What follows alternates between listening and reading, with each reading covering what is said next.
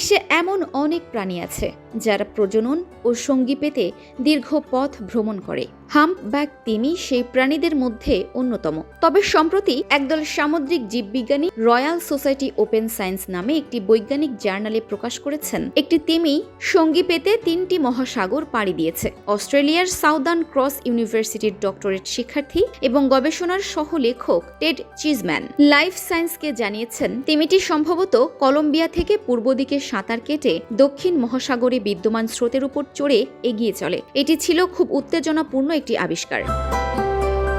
এই বিস্ময়কর দূরত্ব অতিক্রম করা তিমিটি পথিমধ্যে বেশ কয়েকটি তিমির ওপর ঝাঁপিয়ে পড়েছিল। নতুন গবেষণায় পর্যবেক্ষণ করা যাত্রা দেখায় সবশেষ রেকর্ডে একটি স্ত্রী হাম্পব্যাক তিমি 1999 থেকে 2001 সালের মধ্যে ব্রাজিল থেকে মাদাগাস্কার পর্যন্ত 9,800 কিলোমিটার সাঁতার কেটেছিল।